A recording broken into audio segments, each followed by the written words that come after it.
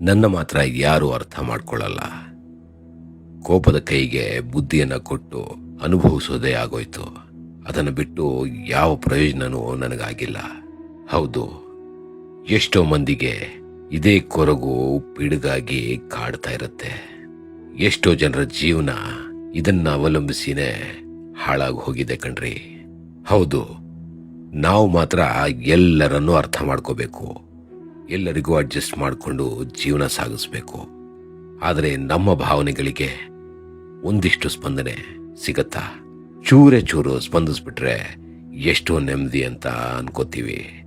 ಆ ನೆಮ್ಮದಿನೇ ನಾವು ನಂಬಿರೋರು ನಮಗಾಗಿ ಕೊಡಲ್ವಲ್ಲ. ಅದನ್ನ ನೆನೆದ್ರೆ ಮಾತ್ರ ಮನಸ್ಸಿಗೆ ತುಂಬಾ ಘಾಸಿ ಆಗತ್ತೆ ಕಣ್ರಿ. ಮಾತಿಗಿಂತ ಮೌನವೇ ಲೇಸು ಅಂತ ಎಷ್ಟೋ ಜನ ಮೌನವಾಗಿ ಬಿಟ್ಟಿದ್ದಾರೆ. ಸಂಬಂಧಗಳನ್ನ ನಿಭಾಯಿಸಕ್ಕಾಗಿ ಮೌನವನ್ನ ತಾಳಿದ್ದಾರೆ. ಆ ಮೌನಕ್ಕೆ ಬೆಲೆ ತೆತ್ತಿದ್ದೂ ಉಂಟು. ತುಂಬಾನೇ ಅನುಭವಿಸ್ಬಿಟ್ಟಿರ್ತಾರೆ. ಅವರವರ ಜೀವನದಲ್ಲಿ ನಡೆದಿರೋ ಸಣ್ಣ ಸಣ್ಣ ಘಟನೆಗಳಿರುತ್ತಲ್ಲ, ಅದು ಅವರಿಗೆ ಎಷ್ಟು ಘಾಸಿ ಮಾಡಿರುತ್ತೆ ಅಂದರೆ ಹೇಳ್ತಿರೋದು ಅಷ್ಟು ವೇದನೆ ಅವರ ಮನಸ್ಸು ಪಟ್ಟಿರುತ್ತೆ.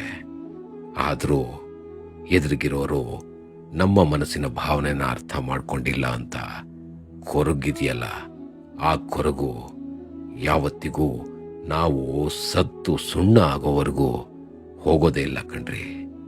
ಯಾಕೋ ಗೊತ್ತಿಲ್ಲ, ಈ ಮೆಟ್ಟಲ್ನ ನಾವು ಏರಿ ಬಿಡಬೇಕು, ಇದನ್ನ ನಾವು ಉಚ್ಚಕ್ಕೆ ಹೋಗಿ ಕಿರ್ಚಿ ಕಿರ್ಚಿ ಹೇಳ್ಬಿಡಬೇಕು ಅವರಿಗೆ ಅಂತ ಅನ್ಸುತ್ತೆ ನಮ್ಮ ಮನಸ್ಸಿಗೆ. ಆದರೆ ಆ ಕಡೆಯಿಂದ ನಮಗೆ ಆ ಸ್ಪಂದನೆ ಸಿಗತ್ತಾ? ಸಿಗೋದೇ ಇಲ್ವೇ? ಆ ಬೇಜಾರು ಮನುಷ್ಯನ ಎಷ್ಟು ಆಳಕ್ಕೆ ಕುಗ್ಗಿಸ್ಬಿಡತ್ತೆ ಅಂದ್ರೆ ಹೇಳ್ತಿರೋದು ಕಣ್ರಿ. ಈ ಸಮಸ್ಯೆ ಇದೆಯಲ್ಲ, ಇದು ಒಂದು ಸಂಬಂಧಕ್ಕೆ ಮಾತ್ರ ಸೀಮಿತ ಅಂತ ಹೇಳಕ್ ಬರಲ್ಲ. ಹೌದು, ಎಲ್ಲ ಸಂಬಂಧದಲ್ಲೂ ಈ ಪ್ರಾಬ್ಲಮ್ ಎಲ್ರೂ ಫೇಸ್ ಮಾಡಿರ್ತೀವಿ.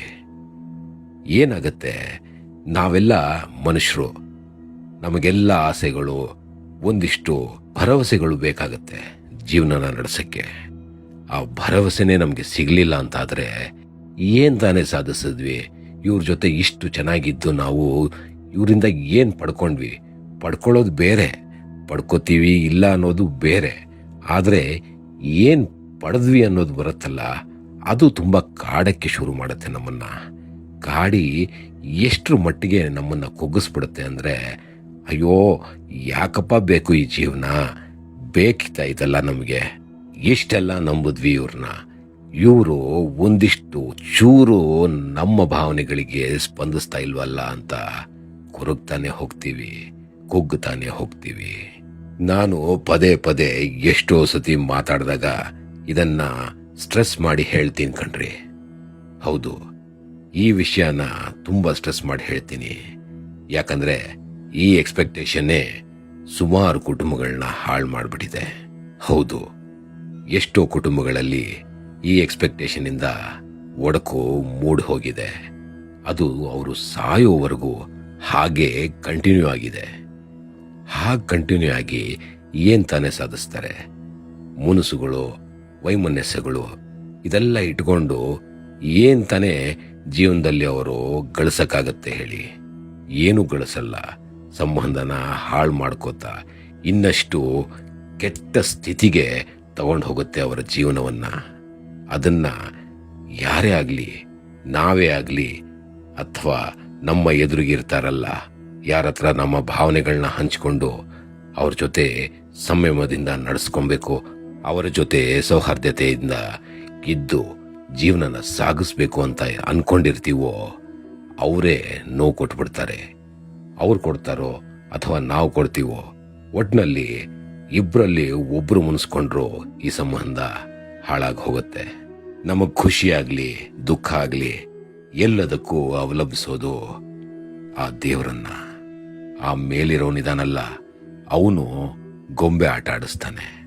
ಹೌದು, ಆದ್ರೆ ಅವನ ಮೇಲೆ ನಂಬಿಕೆ ಜಾಸ್ತಿ ನಮಗೆ ಇರಬೇಕು. ನಮಗೆ ಆತನ ಮೇಲೆ ಇರೋ ನಂಬಿಕೆನೇ ಜೀವನಕ್ಕೆ ಒಂದು ಸ್ಫೂರ್ತಿ ಕೊಡೋದು. ಅದನ್ನ ನಾವು ಮಾಡಲೇಬೇಕು. ಆದ್ರೆ ಈ ಸಂಕಷ್ಟ ದೇವ್ರಿಗೂ ಬಿಟ್ಟಿದ್ದಲ್ಲ ಅಲ್ಲ, ಆ ದೇವರು ಈ ಸಂಕಷ್ಟನ ಅನುಭವಿಸಿದ್ದಾನೆ. ಒಂದಿಷ್ಟು ಪೌರಾಣಿಕ ಕಥೆಗಳಲ್ಲಿ ನಾವು ಕೇಳಿರ್ತೀವಿ ಈ ರೀತಿಯ ಕಥೆಗಳು. ಅದನ್ನ ಬರೀ ಕಥೆಯನ್ನಾಗಿ ನೋಡದೆ ಒಂದಿಷ್ಟು ನಿದರ್ಶನಗಳನ್ನ, ಒಂದಿಷ್ಟು ಸಂದರ್ಭಗಳನ್ನ ನಾವು ನಮ್ಮ ಜೀವನದಲ್ಲಿ ಅಳವಡಿಸ್ಕೊಳ್ಳೇಬೇಕು ಕಣ್ರಿ. ಇಲ್ಲ ಅಂದ್ರೆ ಯಾವ ಸಂಬಂಧನೂ ಶಾಶ್ವತವಾಗಿ ಉಳಿಯಕ್ ಸಾಧ್ಯನೇ ಇಲ್ಲ. ಮಾತಾಡಿ ದೊಡ್ಡದು ಮಾಡಿ ಈ ವಿಷಯವನ್ನ ಯಾವುದೋ ಒಂದು ತಾರ್ಕಿಕ ಅಂತ್ಯಕ್ಕೆ ತರ್ತೀವಿ ಅಂತ ಈ ಮನಸ್ಸು ಅನ್ಕೊಳ್ಳುತ್ತೆ ಅಷ್ಟೇ. ಯಾವುದಕ್ಕೂ ಪರಿಹಾರ ಸಿಗೋದೇ ಇಲ್ಲ ಕಣ್ರಿ. ಅದು ನಿಜ, ಸಿಗಲ್ಲ. ಸಿಕ್ಕರೂ ತಾತ್ಕಾಲಿಕವಾಗಿ ನಿಮ್ಮ ಮಾತಿಗೆ ಒಂದಿಷ್ಟು ಸ್ಪಂದನೆ ಸಿಗ್ಬೋದು ಅಷ್ಟೇ. ಮತ್ತೆ ಅದೇ ಚಾಳಿ, ಅದೇ ಜೀವನ, ಹೀಗೆ ನಡೆಯೋದು. ಇದು ಸತ್ಯ. ಇದನ್ನ ನಾವು ಅರ್ಥ ಮಾಡಿಕೊಂಡ್ರೆ ಒಂದಿಷ್ಟು ನೆಮ್ಮದಿ ನಮ್ಮ ಜೀವನದಲ್ಲಿರುತ್ತೆ. ಅದನ್ನ ಬಿಟ್ಟು ನಾವು ಹೇಳಿದನ್ನೆಲ್ಲ ಅವ್ರು ಕೇಳಬೇಕು, ಇಲ್ಲ ಅವ್ರು ಹೇಳಿದನ್ನೆಲ್ಲ ನಾವು ಕೇಳಬೇಕು ಅಂತ ಒಂದು ಒತ್ತಡ ತಂದುಬಿಟ್ರೆ ಜೀವನ ನಡೀತದ? ನಡೆಯೋದು ತುಂಬಾ ಕಷ್ಟ. ನಮ್ಮ ಭಾವನೆಗಳು ಇದ್ದೇ ಇರತ್ತೆ ಕಣ್ರಿ. ಆದರೆ ಎದುರುಗಡೆ ಇರೋರಿಗೆ ನಾವು ಒಂದಿಷ್ಟು ಉಸಿರಾಡಕ್ಕೆ ಜಾಗ ಕೊಡಬೇಕು, ಅವರು ನಮಗೆ ಒಂದಿಷ್ಟು ಉಸಿರಾಡಕ್ಕೆ ಜಾಗ ಕೊಡಬೇಕು. Breathing space. ಹೌದು, ಎರಡು ಸಂಬಂಧದ ಮಧ್ಯೆ ಈ ಬ್ರೀದಿಂಗ್ ಸ್ಪೇಸ್ ಇಲ್ಲ ಅಂತ ಆದ್ರೆ ಸಂಬಂಧ ಹಾಳಾಗೋದು ಖಚಿತ. ಹಾಗಂತ ಮಾತಿಗಿಂತ ಮೌನವೇ ಲೇಸು ಅಂತ ಕೂತ್ಬಿಡಬೇಡಿ, ಆಯ್ತಾ? ಅದರಿಂದ ಯಾವ ಸೊಲ್ಯೂಷನು ಸಿಗಲ್ಲ. ಸಂಬಂಧಗಳು ಇನ್ನೂ ಬಿರುಕು ಬೀಳ್ತಾ ಹೋಗುತ್ತೆ. ನಾವು ಅವರಿಂದ ದೂರ ಆಗ್ತಾನೆ ಹೋಗ್ತೀವಿ. ಸಮಯ ಸಂದರ್ಭ ನೋಡಿ ಕೂತು ಮಾತಾಡಿ, ಸಂಬಂಧನ ಸರಿ ಮಾಡ್ಕೊಳ್ಳಿ, ಭಾವನೆಗಳನ್ನ ಹಂಚ್ಕೊಳ್ಳಿ. ಒಂದಿಷ್ಟು ವಿಷಯಗಳು ನಮಗೆ ಸರಿ ಅನ್ಸಿದ್ದು ಅವರಿಗೆ ಸರಿ ಇಲ್ಲ ಅಂತ ಅನ್ಸ್ಬಹುದು. ಅವ್ರ ಭಾವನೆಗೂ ಒಂದಿಷ್ಟು ಮನ್ನಣೆ ಕೊಡಿ. ನಿಮ್ಮ ಭಾವನೆಗೆ ಅವರಿನಿಂದಾನು ಒಂದಿಷ್ಟು ಸ್ಪಂದನೆ ಸಿಕ್ಕಿದ್ರೆ ಅದುವೇ ಅಲ್ಲ ಪ್ರೀತಿಯ ಸಂಬಂಧ. ಒಟ್ಟಿನಲ್ಲಿ ಮಾತು ಮಾತ್ರ ಬಿಡಬೇಡಿ. ಮಾತು ಬಿಟ್ರಿ ನೀವು ಎಲ್ಲವನ್ನೂ ಬಿಟ್ರಿ ಅಂತ ಅರ್ಥ. ಅದನ್ನ ಮಾತ್ರ ಯಾವುದೇ ಕಾರಣಕ್ಕೂ ಮಾಡಕ್ ಹೋಗ್ಬೇಡಿ. ಮನಸ್ಸಿನ ಏರಿಳಿತ ಖಂಡಿತ ಇರುತ್ತೆ, ಎಲ್ಲರಿಗೂ ಇರುತ್ತೆ. ನಿಮಗೆ ಹೇಗೆ ಇರುತ್ತೋ ಅದೇ ರೀತಿ ಅವರಿಗೂ ಮನಸ್ಸಿನ ಏರಿಳಿತಗಳು ಸಹಜ ಇರುತ್ತೆ.